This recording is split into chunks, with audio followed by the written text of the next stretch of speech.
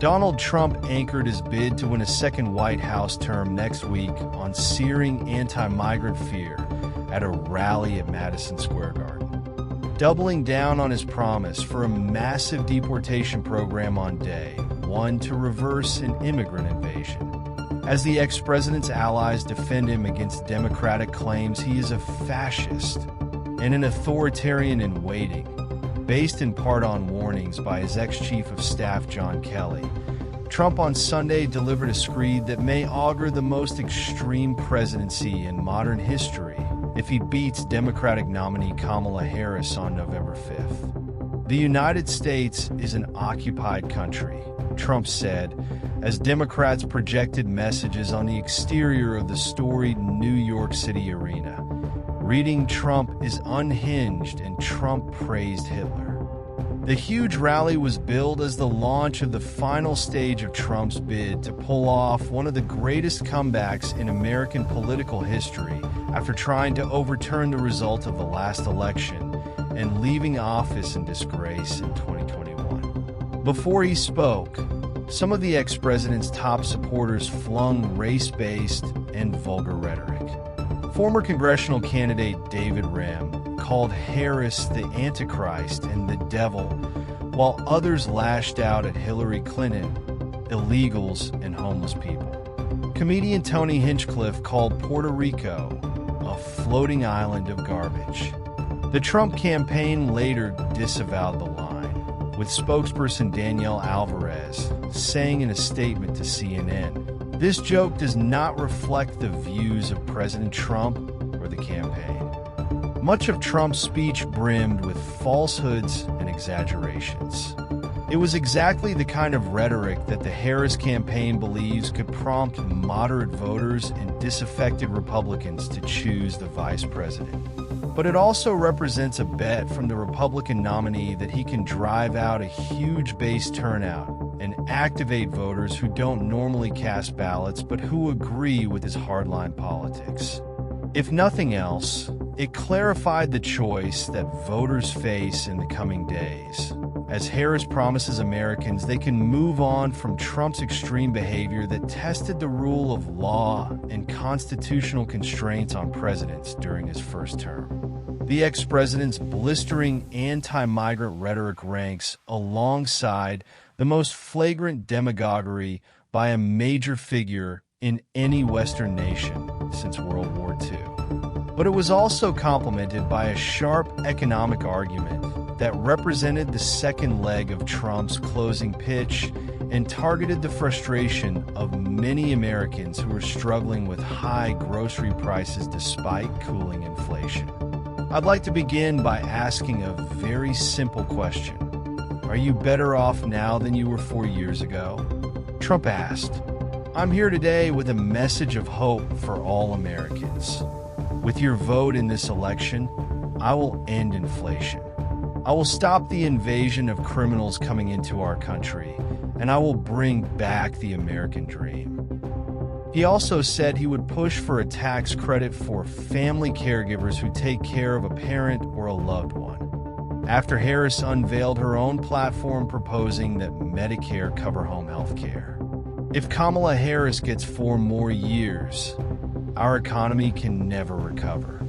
If I win, we will quickly build the greatest economy in the history of the world, he said. The former president rooted his first presidential campaign in 2016 on inflammatory rhetoric about Mexican migrants. 8 years later, he is suggesting that migrants are directly to blame for citizens' economic frustrations, in a conceit that has been used by far-right leaders throughout history. Trump's dark appearance cranked up the palpable sense of tension blanketing the country a week before an election that may represent a national turning point. Supporters of each candidate harbor a sense of dread about what happens if their nominee loses, in a showdown that has highlighted 2 irreconcilable visions of the future and what it means to be an American.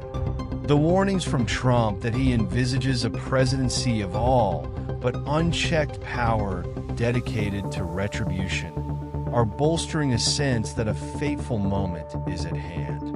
Democratic vice presidential nominee Tim Walz drew an illusion between Trump's downtown Manhattan rally and a notorious 1939 pro-Nazi gathering at the previous arena on the same site, as Democrats now openly brand the ex-president as a fascist.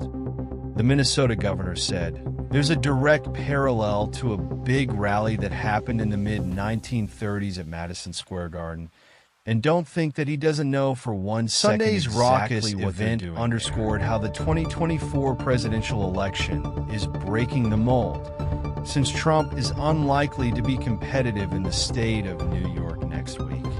But the ex-president's homecoming to a city where he built skyscrapers to reflect his outsized persona showed how candidates have sought headlines far from battleground states. Harris was in Red State, Texas on Friday to highlight hardline GOP abortion policies she warns could spread countrywide if Trump wins. And on Tuesday, she's holding an event in Washington, D.C. Both candidates are plunging into the final week of the campaign with polls showing a tied-up race in the swing states and nationally. The election is already underway, with 40 million Americans having voted early in person or by mail. The CNN poll of polls shows no clear leader nationally, with Harris at 48% and Trump at 47%. The race will be decided across battlegrounds, including the blue wall states of Pennsylvania, Michigan, and Wisconsin, as well as the Sun Belt states of North Carolina, Georgia, Arizona, and Nevada. The result could hinge on mere tens of thousands of votes, potentially setting the stage for tense counts over several days that will only fuel fears of a disputed election. Early voting explains why Harris will make her closing argument a full week ahead of Election Day, with a rally Tuesday evening on the Ellipse in Washington. The symbolism will be acute since it's the site of Trump's infamous gathering on January 6, 2021, when he told his crowd to fight like hell, or they wouldn't have a country, before his mob smashed into the U.S. Capitol to try to subvert the certification of President Joe Biden's election victory. Harris's rally will provide an emphatic exclamation point for an increasingly important theme of her campaign: that Trump represents an existential threat to American democracy. That message was at the center of Biden's campaign until he folded his re-election bid in July. Harris didn't prioritize the same theme initially, but she's increasingly warming to it. But some Democrats worry that the American people are more interested in how she can quickly improve their economic circumstances. How effective is attacking Trump for being a fascist? This topic is not as persuasive as contrast messages featuring Harris's economic plans and her promise to protect reproductive rights. Read an October 25th email from Future Forward, the top super PAC supporting the Harris campaign, sent to Democrats, that was first reported by the New York Times and obtained by CNN on Sunday. Trump has in recent days played into claims by Democrats and Kelly that he is an aspiring authoritarian. That left GOP vice presidential nominee, Ohio Senator J.D. Vance, seeking to cherry-pick and redefine the ex-president's on-the-record comments and blaming the media for reporting exactly what his boss has said. Vance insisted in a fiery interview with CNN's Jake Tapper on State of the Union on Sunday that ex-president had not been referring to political opponents when he openly considered turning the military and the National Guard on the enemy from within. Trump, however, had previously clarified he was talking about people such as former House Speaker Nancy Pelosi and California Representative Adam Schiff. Both Trump and Harris are targeting strategic sectors of their core electorates in the final days. Harris, for instance, on Sunday made a fresh attempt to win over black male voters, some of whom seem to be moving toward Trump. at a barber shop in West Philadelphia, an area where she needs big turnout to counter Trump's advantage in rural Pennsylvania. The vice president took part in a discussion with black men focused on providing better opportunities. And she underscored the vital nature of the Commonwealth and its 19 electoral votes, which could block her path to the White House if it goes for Trump, as it did during his 2016 election triumph. We're going to do it. Victory runs through Philly, and it runs through Pennsylvania, Harris said. The vice president is also targeting another constituency that could help her to the White House, women voters, as she tries to harness the already significant gender gap to her advantage. She appeared in Michigan on Saturday with Michelle Obama, a reluctant political figure who nevertheless is hugely popular among Democrats. In a powerful speech, the former First Lady did not just appeal to women, but to the men who love us, warning that Trump's history of building the conservative Supreme Court that overturned the federal right to an abortion would have grave implications for women's health.